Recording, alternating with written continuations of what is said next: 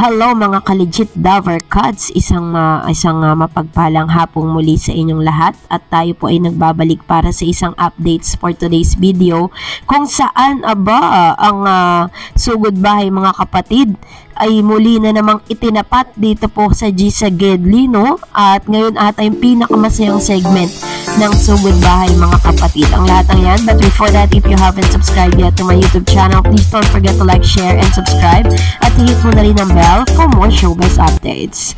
Bago tayo magsimula sa ating mga updates, of course, nais ko or hindi ko po pwedeng kalimutang pasalamatan ang lahat po ng mga legit viewers and subscribers po natin na laging nag-aabang at nakaantabay sa mga videos natin. Maraming salamat po sa inyong pagsubaybay. Thank you so much. At ngayong araw, pag-uusapan natin ito dahil lumabas na nga or meron pong inilabas na parang whole, no, sa buong kabuuan, pangkalahatan, mga programs po sa telebisyon na ililabas po ng NUTAM People's Rating Urban. Pag sinabi kasing urban, ito po ay tumutukoy sa mga dito po sa Metro Manila. So, ito po yung pinalabas o ito po yung mga nangungunang palabas. So, base po dito, meron po tayong 20 plus na mga programa na umiere po araw-araw na pumasok po sa top 20. At syempre, kasama po dito ang EAT. Yan, magkakasunod sila. EAT, TV5, It's Showtime, tapos 14 po yung Eat Bulaga. Pang 12, 13, 14. So, ibig sabihin, kasama pa rin sila sa mga pinipiling panoorin na mga Pinoy dito po sa Metro Manila kasi for urban lang yan. Wala pa po yung mga rural areas dahil yung rural po is ano po yan, Visayas at Mindanao. Ayun. Sa Luzon po, yun po yung mga pinanonood. At syempre, sa mga noontime show, nangunguna pa rin ang EAT. Ano pa bang pagkakaiba, diba? So, ngayong araw nga ay kinatuwaan natin dahil talagang sobrang nakakatuwa po yung programa ng EAT ngayong araw.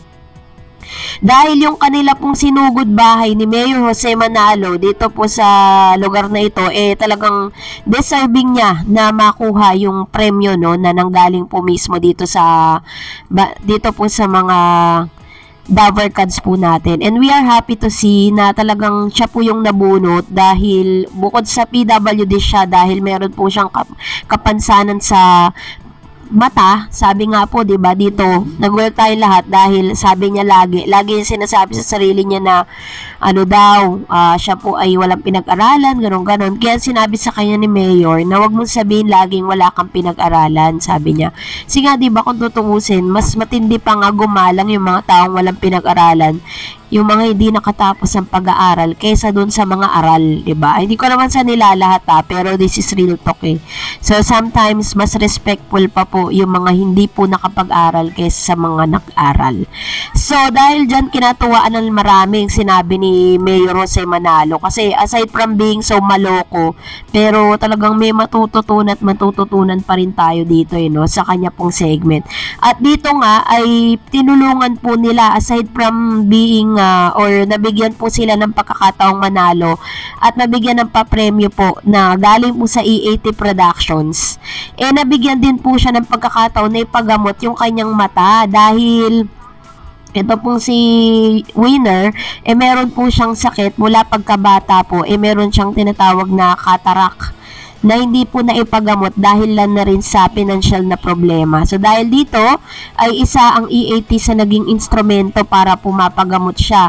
Yung tinatawag nilang Dr. Husay, nirekomenda ni Bossing, ni Tito Sen, tsaka ni Jose para po talagang mapagamot. Grabe, ang saya-saya po nung segment ngayong araw dahil sobrang nakakatuwa po yung winner ng sugod bahay. Talagang ipinakita nila na talagang lahat ng needs nito ay ibinigay dahil isa siyang kasambahay mula bata pa lang talaga siya, nangangamuhan na siya bilang kasambahay. Pero alam niyo po bang mas nakakatuwa kung dati itong Gisa Gedli, 'di ba, kapag po pinanood natin ito, ang talagang ang dami na nilang pinantapat sa sugod bahay mga kapatid pinantapat na nila yung Lord of the Ring, pinantapat nila yung Little Miss Philippines ng branded Eat Bulaga ang nag-isip.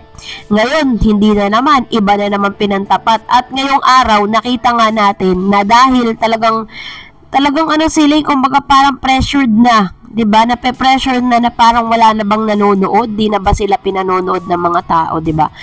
Di talaga sila pinapanood kahit anong ano nila, kahit ano pang gawin nila, wala talagang nanonood. Kaya ang ginagawa po nila is iniiba-iba nila, no? Tapos kiniklaim nila lagi na number 1 daw at talagang inaabangan ng maraming tao ang Gisag Gedli ni Mayor o ni Yorme, which is very impossible dahil makikita naman natin yan kala nila ginagawa nilang bobo yung mga manonood, alam naman ng mga manonood kung sino talaga yung inaabangan, 'di ba?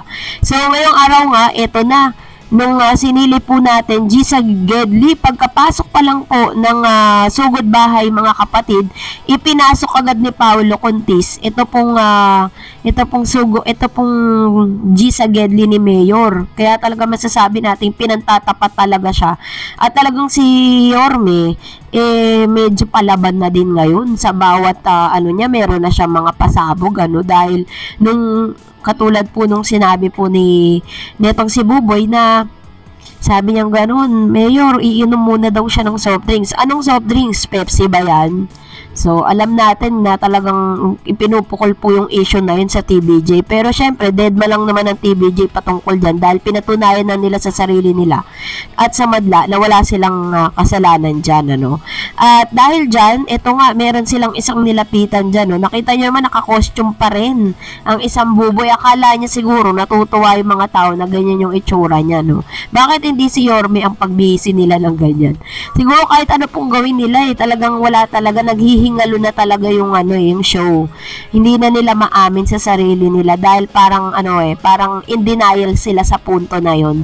Dahil lagi nilang kiniklaim na maganda raw ang rating nila. But anyways, bahala sila naman po ang gumagastos araw-araw, wala na tayo doon, 'di ba? So salamat po at narito naman ang ilan sa mga reaksyon ninyo patungkol sa last update natin. Magbasa tayo.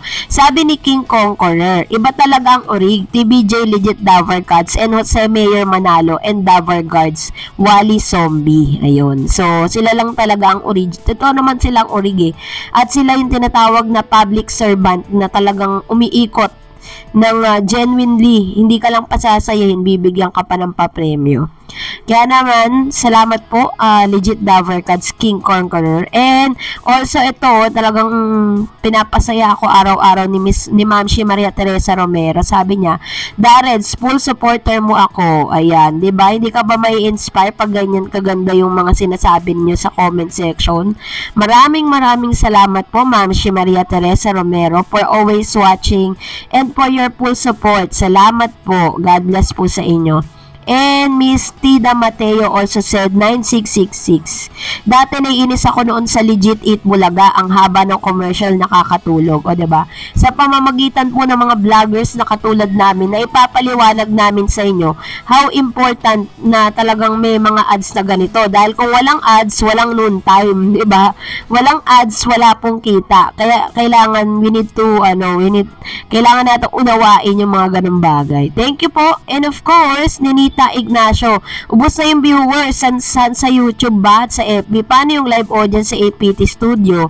Ayun. So, yung mga live viewers po nila dyan, ang pagkakaalam ko, bayad po yung mga yan.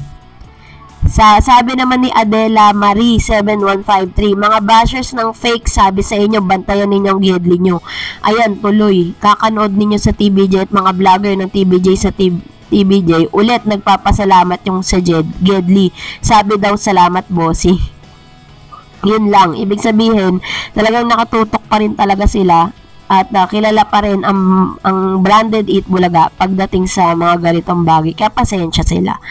So, salamat po sa inyong mga komento. Please mag-comment lang kayo sa comment section natin. At kung hindi pa kayo nakasubscribe sa channel na ito, please don't forget to like and subscribe. At i-follow nyo na rin ako sa aking Facebook page, Dareds TV. God bless everyone and see you on my next vlog.